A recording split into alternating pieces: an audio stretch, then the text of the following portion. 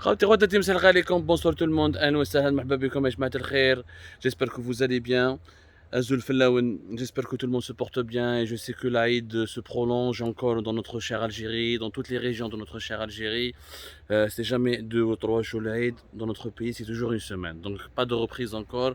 C'est pour ça que l'actualité est très morte, ou la morne plutôt, et l'actualité est un petit peu immobile et paralysée. Mais Malina, je ne sais pas, c'est un événement international très important qui a un impact hyper important sur notre pays et qui pourrait être profitable à notre pays, à notre chère Algérie.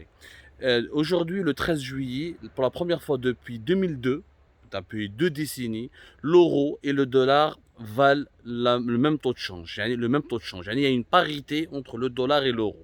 Un dollar vaut 1 euro. C'est la première fois que l'euro a baissé au point de valoir uniquement 1 dollar. Depuis 2002, l'euro a toujours valu plus cher et a été une monnaie plus forte que le dollar. Et c'est la première fois.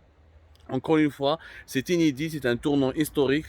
1 euro égale 1 dollar. Hadi, ce taux de change qui peut paraître superficiel et insignifiant pour le commun des mortels est en fait économiquement parlant déterminant pour la vie quotidienne de plusieurs centaines de millions d'Européens et de plusieurs dizaines de millions, voire des centaines de millions d'autres êtres humains de plusieurs autres pays qui traitent énormément avec l'Union européenne et dont les échanges commerciaux avec l'Union européenne déterminent, si vous voulez, le rythme de leur vie quotidienne. لازم تعرفوا يا جماعة باللي en Europe ça va avoir des conséquences graves. L'inflation en Europe va énormément exploser. Les prix des produits de première nécessité, ou des produits agricoles, des prix des produits alimentaires vont augmenter de façon conséquente et vertigineuse. Cela signifie quoi?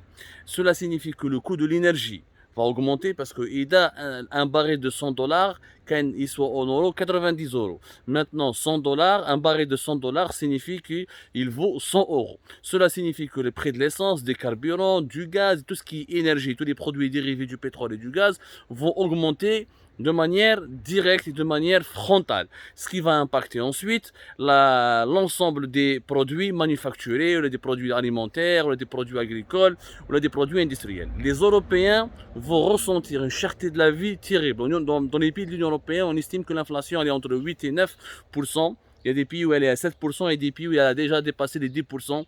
Donc les Européens vont avoir un impact direct qui est préjudiciable et qui va ébranler leur pouvoir d'achat parce que quand la monnaie se déprécie, la vie devient de plus en plus chère et les prix augmentent et l'inflation augmente. Et ça, les Algériennes et les Algériens le connaissent parce que le dinar se déprécie depuis de longtemps.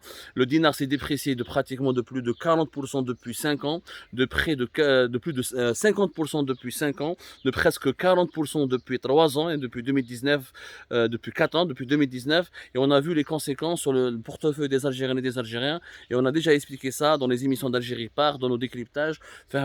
Quand la monnaie elle est instable, quand la monnaie sa valeur chute, tout augmente et l'économie, la croissance économique elle est pénalisée et l'inflation monte, même si les pays dont les monnaies sont faibles arrivent à exporter, mais malheureusement quand ils importent et quand ils doivent commercialiser les produits finis, et aucun produit fini n'est fabriqué localement, donc ils ressentent les effets de la dévaluation, de la dépréciation de leur monnaie.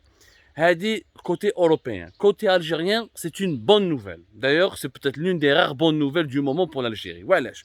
L'Algérie, je نفهموا واحد 56 presque 50% en 2008, entre 48 à 50% de nos importations venaient de l'Union européenne et jusqu'à 56% de nos exportations allaient vers l'Union européenne. Donc c'est notre premier partenaire commercial.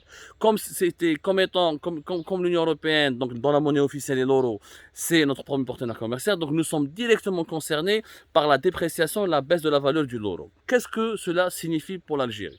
Cela signifie pour l'Algérie qu'elle vend son pétrole et son gaz en dollars et elle importe en euros. Donc elle est gagnante au niveau grâce à ce taux de change. Elle est gagnante comment?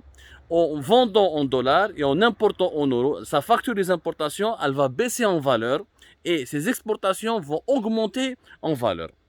Du coup, le déficit commercial dans notre pays va baisser, nous pouvons même être excédentaires, c'est-à-dire nous allons gagner de l'argent grâce à la valeur du dollar qui est montée et à cause de la valeur de l'euro qui est descendue. Ceci dit, le problème de l'Algérie est est-ce qu'elle saura comment faire pour en profiter de cette conjoncture économique mondialement inédite. Je parle de la parité euro-dollar. L'Algérie, pour qu'elle puisse profiter, il faut qu'elle vende tout son pétrole et gaz en dollars. Parce qu'il lui arrive de vendre à des pays européens et qu'elle les paye en euros. Il faut qu'elle exige d'être payée uniquement en dollars. Il faut qu'elle arrive à payer uniquement et énormément et qu'il faut qu'elle augmente ses ventes pour les pays qui sont dans les importations sont libellés en dollars. C'est-à-dire qu'elle doit augmenter ses recettes en dollars pour pouvoir ensuite contrôler et diminuer drastiquement la valeur de ses importations en euros, puisque entre 56 à 60% de nos importations, ils viennent des pays de l'Union européenne. Donc, il est vital pour l'Algérie de vendre beaucoup en dollars.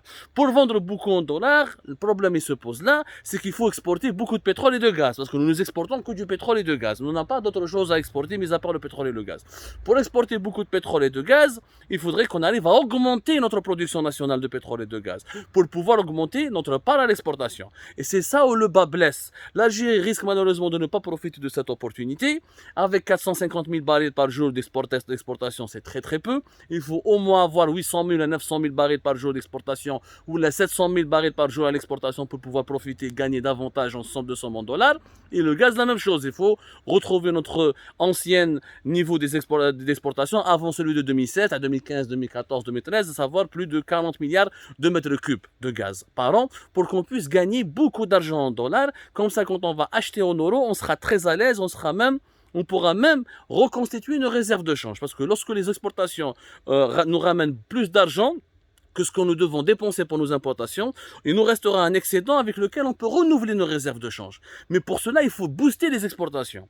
Donc l'Algérie doit absolument profiter, tout faire pour profiter de ce contexte. Mais le choix. C'est une chance historique pour nous de renouveler et de renforcer nos réserves de change. Les réserves de change dans notre pays, c'est son matelas de sécurité. C'est ce qui nous garantit de pouvoir acheter à manger ou de pouvoir acheter des médicaments et de sauvegarder notre sécurité nationale, notre indépendance, notre souveraineté au cas d'un choc économique externe, d'un choc géopolitique et politique externe qui menacerait la stabilité de notre pays.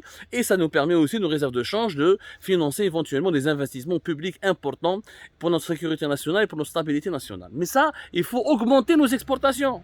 Ou on trouve autre chose que le pétrole et le gaz à exporter pour gagner des dollars, et donc profiter de cette parité de dollars pour